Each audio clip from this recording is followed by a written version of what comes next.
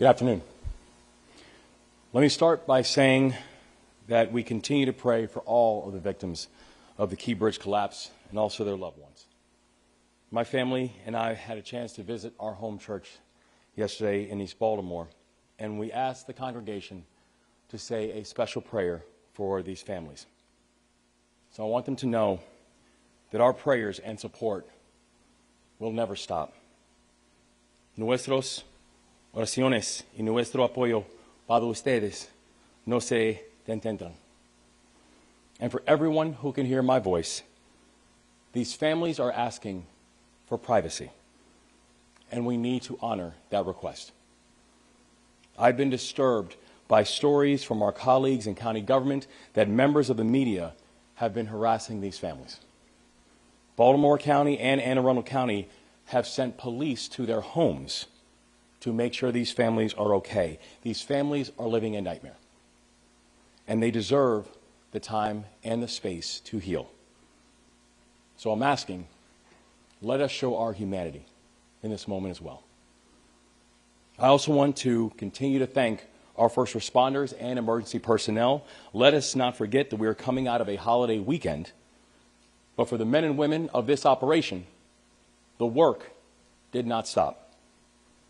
The work did not stop surveying the area. The work did not stop on environmental monitoring.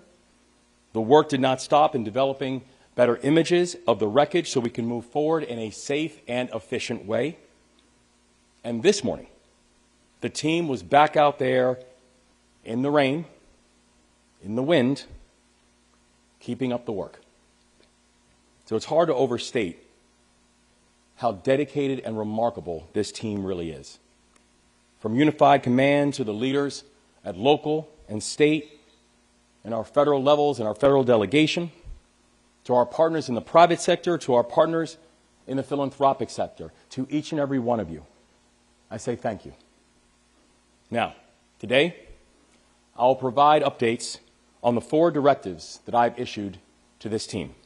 And as a reminder, the first, we need to recover the 4 remaining victims and give closure to these families. The second, we need to clear the channel and open the vessel to traffic for the port. The third, we need to take care of all of our people who have been affected by this crisis. And the fourth, we need to and we will rebuild the Key Bridge. And we will make sure that the new bridge honors the spirit of the city of Baltimore. This morning, I received a briefing from Unified Command. Now, I've spoken with leaders from all across every level in response to this effort all throughout the day. And so first, on our recovery efforts, we need to do more work clearing the channel in order to move forward. Now, I know there's an urgency to move fast, and nobody feels that urgency more than the people standing up here today. But we have to be clear on the risks. This is a steel bridge that is sitting on top of a container ship in the middle of the Patapsco River. We are talking about tons of steel that is mangled and cantilevered. We're talking about water that is so murky and so filled with debris that divers cannot see any more than a foot or 2 in front of them. We're talking about a situation where a portion of the bridge beneath the water has been described by Unified Command as chaotic wreckage. Every time someone goes in the water, they are taking a risk. Every time we move a piece of the structure, the situation could become even more dangerous. We have to move fast, but we cannot be careless. I've been clear with this team that we have got to prioritize safety. And my directive is to complete this mission with no injuries and no casualties. We've already lost 6 Marylanders to this crisis. I refuse to lose any more. One of the mantras in the military is mission first, people always. And that's the mindset that we are going to apply to this work. Now, on clearing the federal channel and reopening the vessel traffic to the port, Unified Command has moved forward with their first crane operation. They cut up and lifted a piece of the north section of the Key Bridge. The entire operation took 10 hours, and in that time, they were able to cut and lift a 200-ton span of the bridge. Now, when we were getting that briefing, Unified Command said something that really struck me, where the Admiral says this was a relatively small lift. We're talking about 200 tons. We're talking about something that is almost the size of the Statue of Liberty. And what the Admiral said is right. It's a small piece of what we're talking about. The scale of this project, to be clear, it is enormous. And even the small lifts are huge. That's how we have to move forward. A temporary channel on the northeast side of the collapse opened earlier today. It will help us to get more vessels in the water around the site of the collapse. The temporary channel will be marked with government lights to aid navigation and will have a controlling depth of 11 feet. Now, we're also moving forward on creating a southwest channel for deeper draft vessels that will allow for a deeper draw. That channel will measure about 15 feet deep, and it will be open in the coming days. Unified Command has scheduled another lift for later today, pending conditions, specifically pending lightning. And they will be lifting an estimated 350-ton piece from the bridge. The work is moving. The mission continues. We are never going to lose sight of the workers who also have been impacted by this collapse, because at least 8,000 workers on the docks have jobs that have been directly affected by this collapse. And earlier today, myself, the Lieutenant Governor, County Executive, the Mayor, and others met with the International Longshoremen Association, Local 333. These are individuals who work hard, never complain, and always get the job done. And many have continued to work on the docks. Many haven't been able to get back to work at all.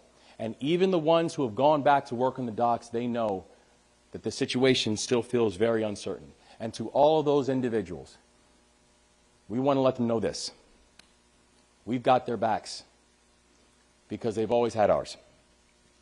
Now, third, on taking care of our people. Last week, the Biden-Harris administration accepted our request to approve a Small Business Administration disaster declaration within hours. And that declaration is now in effect. And once again, I want to thank the Biden-Harris administration for their consistent support and partnership. Because of this declaration, small businesses affected by the disaster can now apply for disaster loan assistance from the federal government. As we mentioned before, these are low-interest loans of up to $2 million. These loans will help small businesses get the cash that they need to pay their bills and to keep their people employed. Since Saturday morning, the Small Business Administration has received 57 applications for the economic injury disaster loans from Maryland. And the Small Business Administration has also worked with us over the last 48 hours to stand up the Business Resource Center, and it opened to the public this afternoon. Our team includes experts from across the state and across the country, and we have team leads who live in Puerto Rico, Long Island, and Atlanta.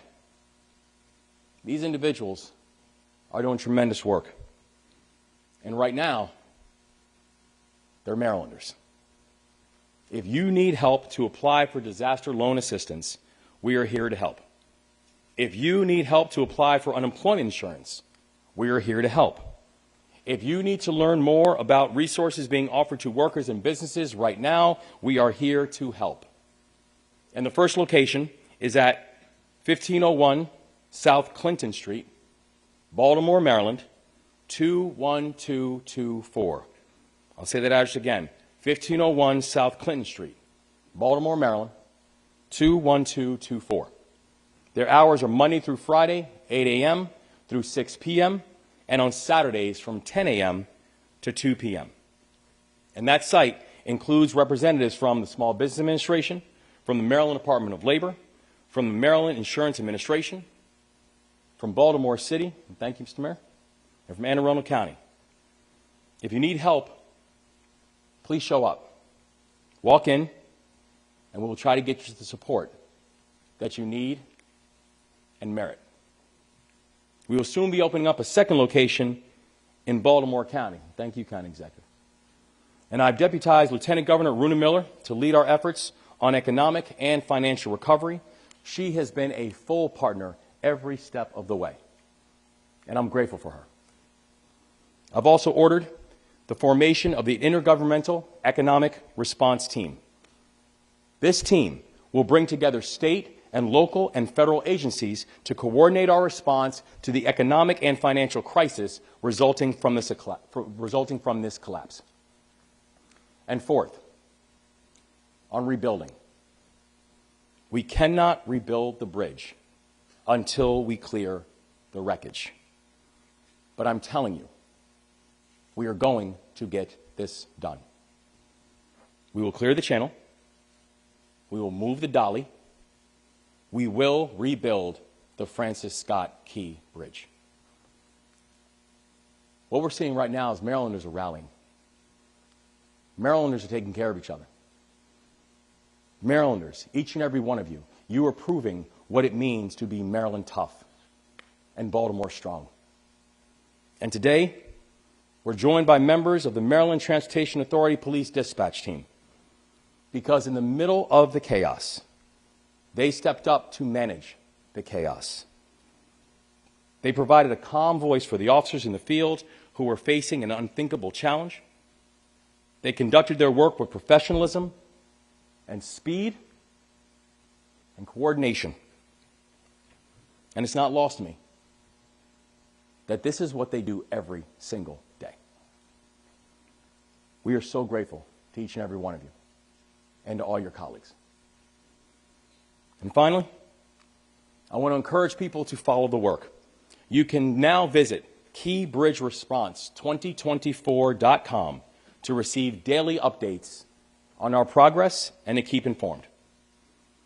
So in a moment, I'm going to hand it over to Admiral Gilreath, who's representing Unified Command, but we're also joined by the following speakers: Superintendent of the Maryland Department of State Police, Colonel Roland Butler; Secretary of the Maryland Department of Transportation, Paul Wiedefeld; Lieutenant Colonel Corey McKenzie from the Maryland Transportation Authority Police; Congressman Kwesi Mfume; Mayor Baltimore City Brandon Scott; and Baltimore County Executive Johnny Olszewski.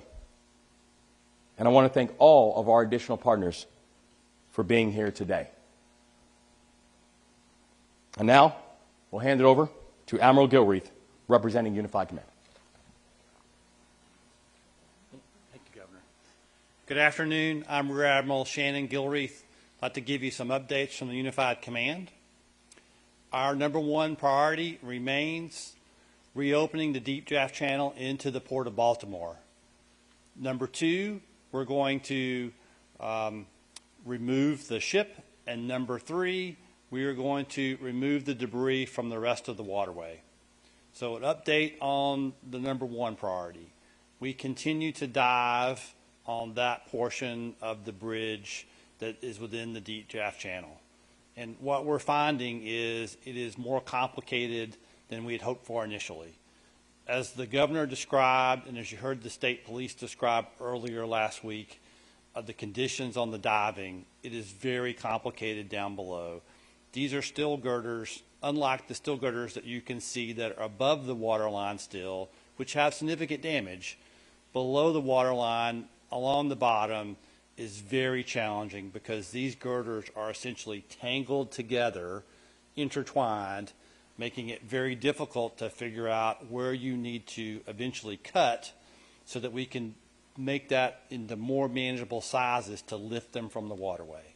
So we're continuing to dive on that. We've got advanced sonar capability out there helping us map that, but it's turning out to be more challenging than we originally thought it might be, just in trying to determine how they are tangled, and how we're going to eventually cut through them. But we're continuing to work on that, and we've got great engineers helping us and very brave, great divers doing that.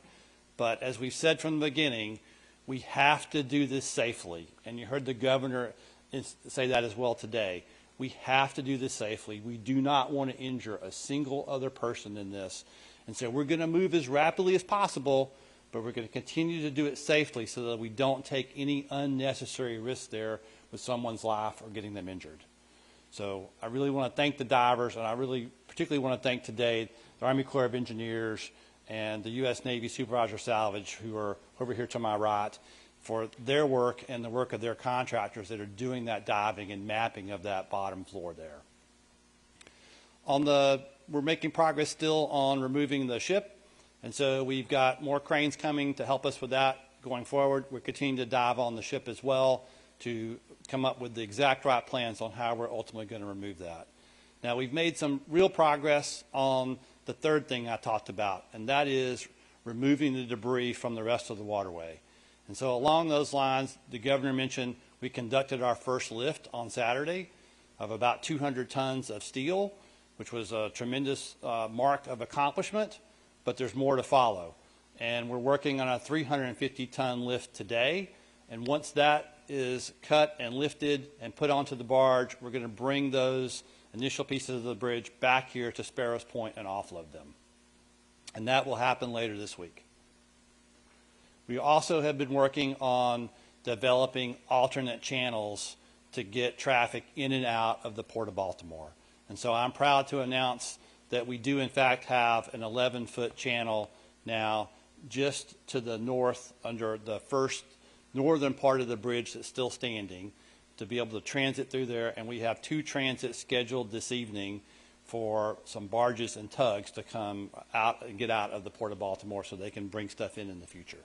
So that is a real progress and another stepping stone.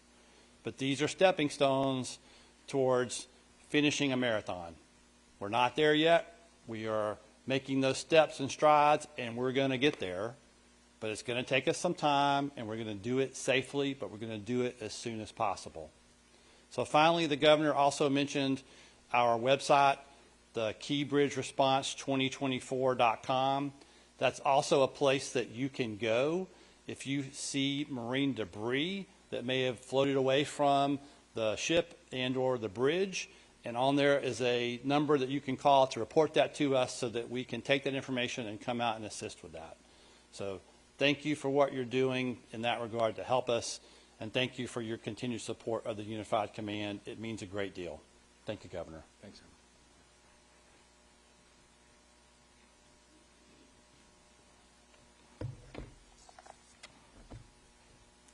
Good afternoon. I'm Colonel Butler of the Maryland State Police. The Maryland State Police continues its efforts as a member of the Unified Command. As Governor Moore mentioned earlier, the brave members of our underwater rescue teams remain on standby. They will resume their recovery efforts once the Unified Command has been notified that it's safe for them to resume diving operations.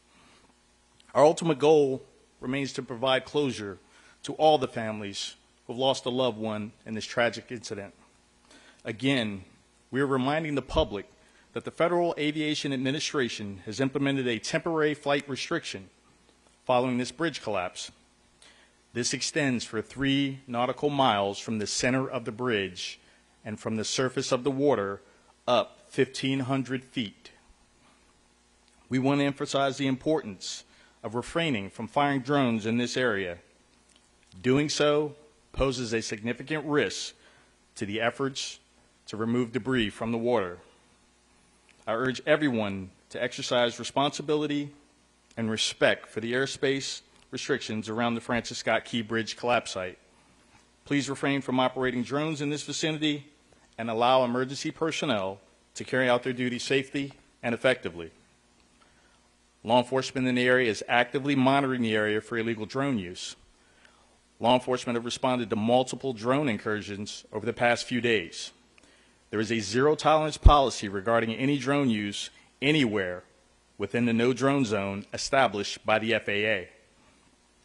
In addition, we know this tragedy has far-reaching implications that will affect the daily lives of Marylanders for the foreseeable future. I want to ensure the public that the Maryland State Police, the Maryland Transportation Authority Police, and all of our allied law enforcement partners are working together with the Maryland Department of Transportation to mitigate the impact of this incident on traffic safety. As always, our troopers are actively monitoring road conditions, directing traffic, enforcing safety regulations to prevent crashes and minimize delays. We're asking motorists now more than ever to exercise caution and patience as we navigate through this challenging period. Please adhere to the posted speed limits, avoid distractions while driving, and never drive while impaired. Also, please, remember the move over law for first responders, tow truck operators, work crews, and vehicles that have become disabled on the side of the road. We understand this situation is going to cause inconvenience for some time, which is why it's paramount that people operate their vehicles with care and caution. Thank you.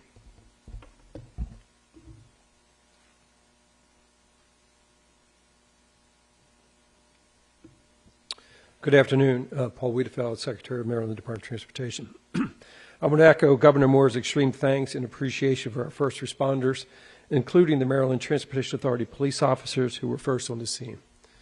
As Secretary and as Chairman of the Maryland Transportation Authority's board, I cannot stress enough how grateful I am for the life-saving actions of our Maryland Transportation Authority police officers and our dispatchers. Under Governor Moore's leadership, the Maryland Department of Transportation continues to work with our unified command to advance the governor's key directives. Obviously, one of our top priorities is to reopen the shipping channel. Tomorrow marks 1 week since the collapse, and the unified command has already removed several pieces of debris and is working to remove the second largest piece later today. These are significant steps forward. And just so you know, the rain does not impact the team's work. Obviously, lightning and strong winds would. I also want to stress, as has been by the Admiral, the tremendous effort it takes to do this. It's basically plan the work, engineer the work, implement the work, and then go back and do that all over again, as anything may have shifted during this very dangerous operation. Turning to the Port of Baltimore and its operations, it continues to be open, and obviously in much limited fashion, but is open. We are assessing opportunities at the Port of Baltimore, the portions that we control, to improve maintenance and basically take advantage of the reduced work there to deliver maintenance projects that we had planned. Regarding returning cruises, which left Baltimore before the tragedy, yesterday was the first of 2 diverted ships that arrived in Norfolk, Virginia, and offloaded passengers. About 60 buses transported approximately 2,500 Carnival Cruise passengers back to the Maryland Cruise Terminal, where some left their vehicles. Everything ran very smoothly, thankfully. The same thing will happen with the 2,500 Royal Caribbean passengers who are scheduled to return from Norfolk Thursday. Turning to traffic coordination, another primary focus of the department. Tomorrow we expect heavy traffic in the Baltimore region during the morning and evening rush hours as students head back to class and commuters return to their routines. Wet weather is also expected through Wednesday, which will impact commuting times. I strongly recommend everyone to prepare for extra travel time. The department continues to evaluate shifting travel patterns so that we can make necessary adjustments as well. For example, the State Highway Administration has adjusted traffic signals on Maryland 2, Ritchie Highway, and Maryland 157, the Peninsula Expressway, to help alleviate traffic congestion, particularly local traffic congestion. Trucks carrying hazmat materials can no longer travel through the tunnels and must use I-695 West. So again, we're monitoring that very closely as well. And it's also important to keep in mind, we have a tremendous transit system in the Baltimore region. We have a bus system, local system, commuter bus system, light rail, metro subway, and MARC trains. So they are another option for commuters. And I would suggest that you visit our website for commuter benefits that we offer in terms of reduced fares, and also work with employers to promote commuting through transit. In terms of rebuilding the bridge, we continue to work with our federal partners in basically coming up with the innovative design that the governor mentioned, the engineering and the building methods, and we continue to work on that as well so that we can deliver this bridge as quickly and safely as possible. In closing, we work and honor the victims of this tragedy and their families. Please join us in honoring them by making safe choices on the road, as was just outlined by the superintendent. So with that, I'll turn it over to Lieutenant Colonel McKenzie from the Maryland Transportation Authority Police.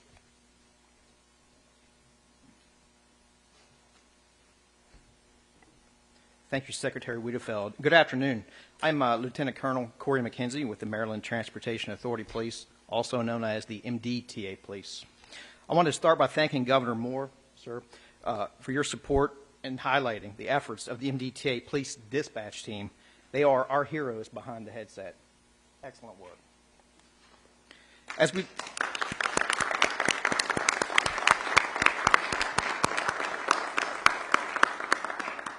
Certainly, as we learned more about the response last Tuesday morning by our officers, our dispatchers, and other first responders, I could not be more proud of their efforts.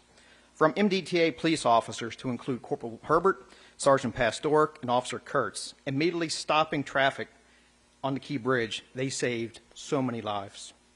To MDTA police officers, Senior Officer Kinsey and Officer Boblitz, who had our Marine unit in the water at the Key Bridge in approximately 15 minutes, which allowed them to rescue a survivor who was clinging to debris and get him to immediate care. There are so many other MDTA police employees, sworn and civilian, deserving of recognition.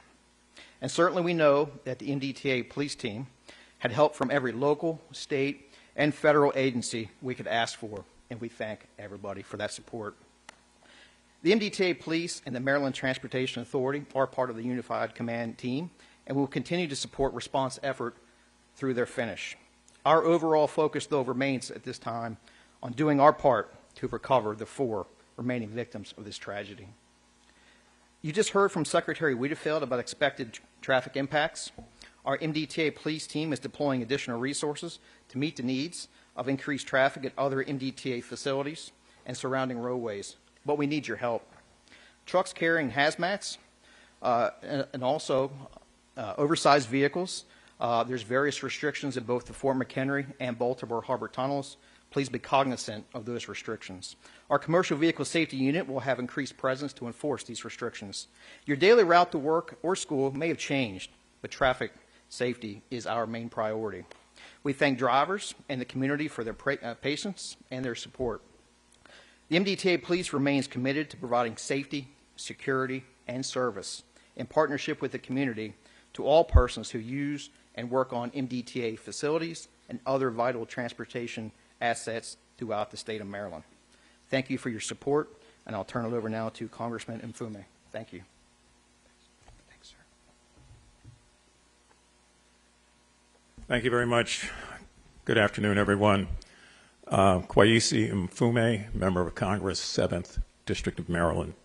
I want to just take the few moments I have to do as I've been trying to do each and every time I've addressed you, and that is to point out the Maryland example, the example of leadership in crises, the example that has come together from different aspects of our state and has all taken place under the leadership of Governor Wes Moore, whose heart has been bleeding since this has happened, as has been the case with his partners, Mayor Brandon Scott of Baltimore City, Johnny Olszewski of Baltimore County.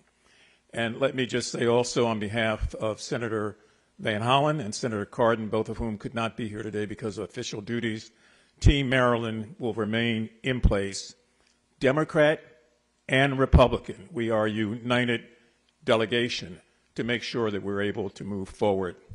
Just a couple of quick things. I'd be remiss if I did not reference 2 groups that are not here. The first group is the family of the victims that have been recovered and those who have not been recovered. Each time we talk to you, we continue to lift them in prayer because it could have been any one of us, quite frankly. And my hats are off to Gustavo Torres and the people of Casa, Maryland, who have embraced that family of men, husbands, and fathers to make sure that their families are able to find some healing in all of this. The other group is the group of the hundreds of men that many of us just left down at the docks, the longshoremen of Local 333 and 953 and the other locals under the leadership of Scott Cowan, who have gathered together, recognizing that they are going to be affected in a way that they never thought and that their jobs are at risk, but who are so committed to doing everything they can on their end to make sure that we get through this together. They, like myself, many of them remember this bridge before it became a bridge, when for 5 years, having grown up not far from here, I watched that construction and watched that opening. And so all of our hearts break at what's left out there. But the governor is right, and I hope that he will always be deliberately redundant, as he has been, about the fact that that bridge will be re-erected again and that this port will be open for business again. Now, just a couple of quick things on the federal response, and I'll move away. Most of you know that President Biden, to his credit, reached out almost immediately to virtually all of us here to have conversations hours after that about what has happened and the commitment that he has made to the state and the governor and all the people of Maryland is phenomenal. It has reached some criticism by some, but we know that petty minds have petty thoughts. The larger base of Americans realize how valuable this port is to the national economy and to supply lines. The President will be here in a couple of days, as you all know, and will be able to speak for himself about what he sees going forward. But having worked under 7 presidents, I can tell you this means a lot. I also spoke with the Speaker of the House, Mike Johnson, over the weekend, who understands the significance of this and who, along with myself, have continually said this is not, and nor should it be, a partisan issue. It's not Democrat or Republican. It's about finding a way to reinstitute the normalcy that was in place here before last Tuesday morning. And I've spoken with Tom Cole, the ranking Republican of the Appropriations Committee, who long before I had a chance to call him went on television to talk about how dedicated he is and will be to making sure that this is taken care of.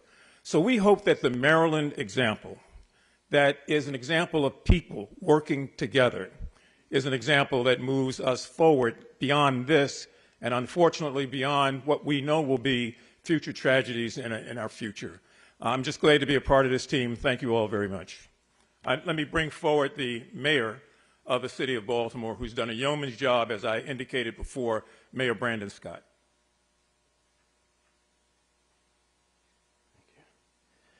Good afternoon, everyone. Let me first start off by saying again that our hearts, thoughts, and prayers are with the families of those who we lost. And I want to drive home a point that my governor made earlier. Please give these families the space and time and everything they need to heal. They don't just need it, they deserve it. We should treat them just as we would want someone to treat our family if we were going through this situation. Today, as you know, we had the opportunity to talk to our workers at the port. Hard-working men and women whose work makes so many ports of each and every one of our lives more convenient and easier. These are great people from great Baltimore families who have a history of delivering for us. I feel a special responsibility to them and their families because it was that port that brought my family to Baltimore and provided the opportunities for me. And I know that there are so many others. We have to, and they heard it from us today, and they will hear it from us every single day, that even though, despite the situation in hand, they are in great spirits, but they are also understanding the magnitude of the situation. But they know we will be with them every day, every second, every hour to make sure that we support them in every way humanly possible as we work together through this tragedy. They will not be left out. No human will be left out. We will think about the complete human toll, from those families that lost individuals to these workers, that over 8,000 who depend on this port. Every single first responder, we will be with them each and every day as we all collectively heal through this tragedy. And lastly, I want to say a big thank you to the Unified Command, Army Corps of Engineers, Navy Soup Sal, for their work that's already underway on clearing debris, but saying again that this will not be a quick task. You heard from the Admiral, and the most important thing that each and every one of us can understand is that we will do it quickly, but the right and safe way every single day until we get this channel back open. Baltimore will recover. It will be long. It will be likely a very hard road, but we here in Baltimore are built with grit. Baltimore Old Bay flavored grit, and we're going to show the world what that truly means.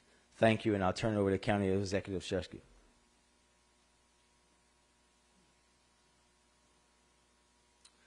Thank you, Mayor, and good afternoon all. Baltimore County Executive Johnny L. Shesky. Some Easter reflections. Like the governor and like the mayor, had the opportunity to worship with my family in the home church this weekend. And two things struck me. First was the families who weren't able to worship together as a result of this tragedy. So I ask that you continue your prayers for them and heed the call of both the governor and Mayor Scott, that we give those families the space to heal, to grieve, to gather. Second is that as we were worshiping, as the governor indicated, the heroes, our first responders, Unified Command, were and still are working around the clock for our benefit. So we thank them for their incredible service. We had the chance to meet with our port workers today, and in a reminder of just how interconnected we are, just of the many conversations we had, one was with a former high school classmate, one was with a cousin. So we all feel this in very real and personal ways, and our resolve and commitment to supporting them is determined and focused and unwavering.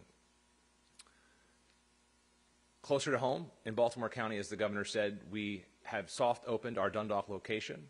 We thank the Small Business Administration for providing resources to the Dundalk location, as well as unemployment support.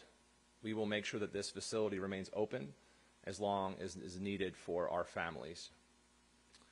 Lastly, we continue to work with, and we thank the governor, his legislative team, Speaker of the House, Adrian Jones, Senate President Bill Ferguson, and our respective delegations to provide the governor all the support he needs following the conclusion of session to support us.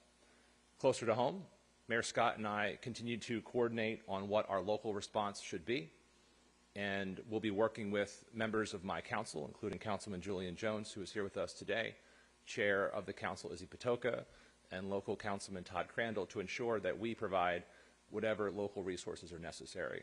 It's what we do in local government. City, county, it's all Baltimore, but it's what we do in local government. We fill the gaps, and we'll be here for you. Fortunately, we are a year-round legislature, so we can take whatever action is necessary in the days and weeks ahead. Again, Governor, I'm going to thank you for your leadership, everyone at Unified Command, our first responders, and my partners in government. Thank you.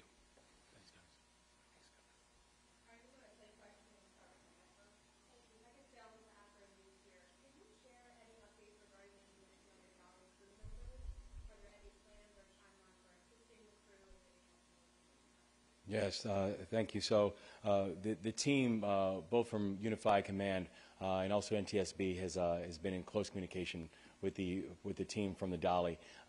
Fortunately, the part of the ship that was most deeply impacted by the wreckage is not the part of the ship where either their living quarters or the kitchen and the cooking conditions are in, nor the fuel. So they're still able to move and maneuver in that area. The team has been in close touch and contact with them, and will continue to be so going forward.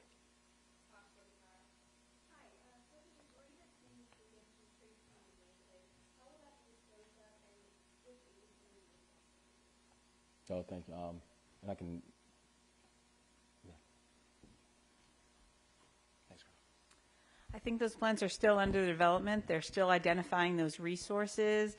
But generally, when the debris is taken to the laydown yard at Tradeport Atlantic at Sparrows Point, it'll be inspected and secured until they find a final disposition for disposal in a safe manner.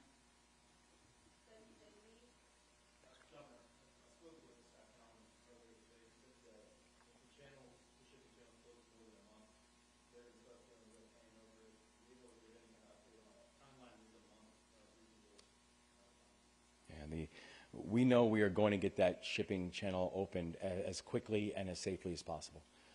It is one of the core priorities that we have of being able to open up the channel, get commercial commerce going, and even I think as Admiral Gilreath mentioned earlier, today was an important milestone in the process of beginning to pull the wreckage out, beginning to open up channels. We know we still have more work to do. We know we still have more work to do to get the channels open, particularly the channels that can take that will take the larger ships and require the deeper draw. But we are going to move as quickly and as safely as the conditions continue to operate. What does it look like now that you've had a chance to sort of assess the ship situation, getting it out of there? What's the process there in moving it out of the channel, and how much work is that going to take given what's on the ship and the wreckage that's inside? It's a tremendous amount of work. This is a remarkably complicated operation because of all the facets and the assets that have to be involved in it. We currently have 50 assets that are in the water. We currently have over 370 individuals that are working on the project. But we know that in order to be able to move the dolly, we have to be able to open up the channel, begin the process of removing the wreckage and the debris, and to remove the dolly, it must also mean we've got to get the key bridge off of the dolly. And we're talking 3,000 to 4,000 tons of steel, metal that's sitting on top of the ship. So it's a remarkably complicated operation. It's the reason that we are so unbelievably grateful to this outstanding team and all these leaders that are here and the people who are putting this work in 24/7, because this is a 24/7 operation. But we are going to get the dolly out, but you cannot overstate the complexity of this operation. Can the ship move? Is there power to the ship? How's that going to work? There's still currently power to the ship, but power to the ship is just one variable when it comes to movement of it. If you look at the ability to move the dolly out, there are still more unknowns than knowns, and there's still a tremendous amount of variables as we're continuing to move the individual debris out that can even just clear the channel and clear the pathway. So there are still things that we just do not yet know about how that's going to translate into timeline. Have you gotten more information in the past week? Have you got a better idea of what happened on that ship? Well, there's a continued investigation going on with NTSB, and the investigation is still in the relative early phases of that investigation. So we will find out what happened. The thing that I know is that I want this process to be done quickly. We need to make sure that people who need to be held accountable are held accountable. And we can't wait for the completion of the investigation to start making the work happen. We've got to prioritize the four lanes that we laid out before, getting a sense of closure and comfort for these families, making sure that we are opening up these channels, making sure that we're taking care of our people, and beginning the process of rebuilding the Francis Scott Key Bridge.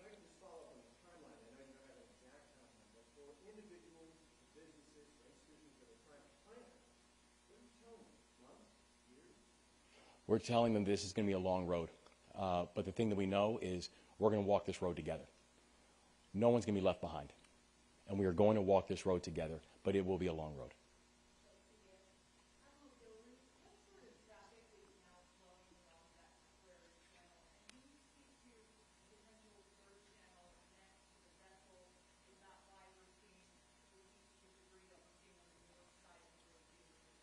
So we've been working on 3 alternate channels. The channel that we're opening today is on the northbound side of the bridge, and it is still under a section of the bridge that is still standing.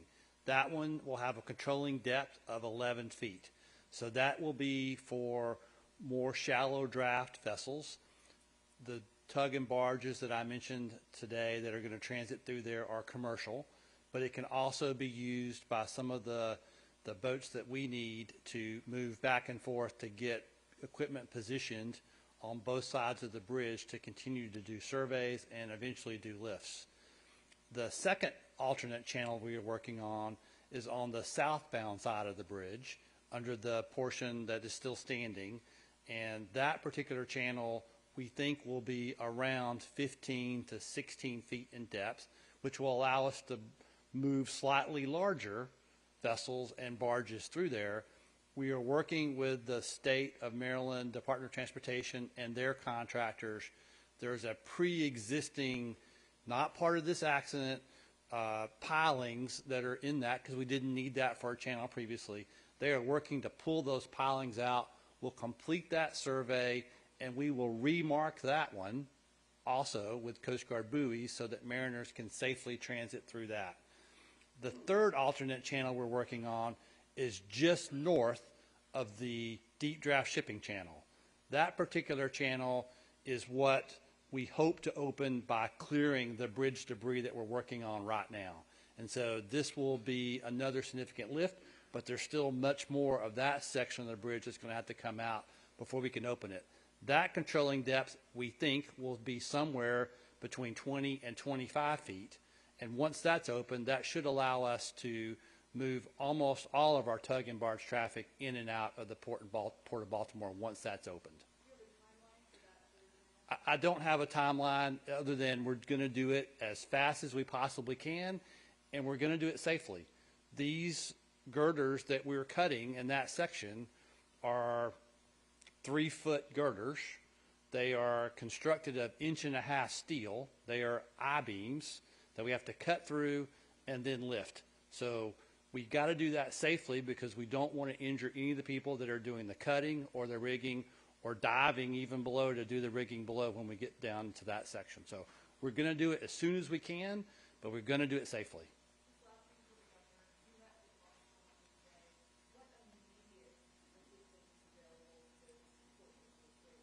No, we're working in coordination with both members of the General Assembly, with our local elected officials, as well as our fantastic federal delegation, and letting them know that the reality of some of them having not just been at work, but working around the clock, and many of them not having work at all.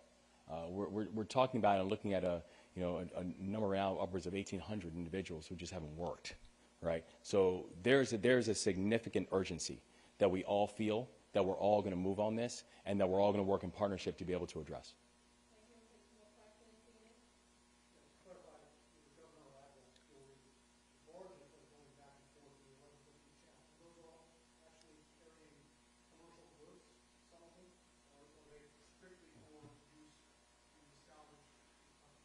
The ones that are transiting tonight are commercial barges. I'm not sure whether they have goods on them or not, or they're going to transit somewhere else and then load goods, but they are commercial barges and tugs. They are not part of the response. They were traffic that was trapped inside the Port of Baltimore after the bridge collapsed.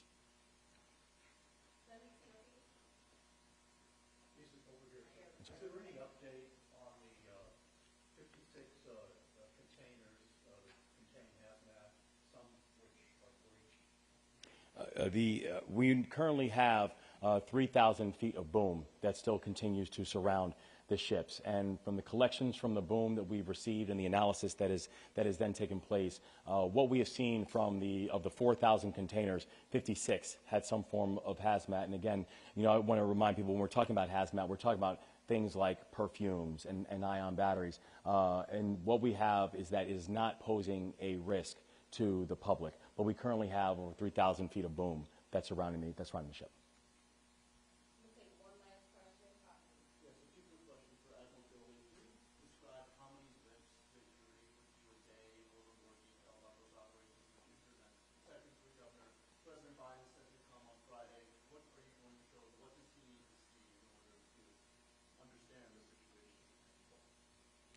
So the lifts aren't really a day by day, here's how many we can do a day scenario. it really depends on the size that you're trying to lift and the piece that you can get out. And so some lifts will take a limited amount of time, and other lifts will take a lot larger amount of time to actually set up and rig, depending upon how much we're trying to lift and where we're trying to lift from. So it's not there's this many lifts a day. It is a cut sections, lift those sections, put them on a barge, move to the next section, cut those sections, lift those. It is a continuous process, but there's not a given time for each particular lift.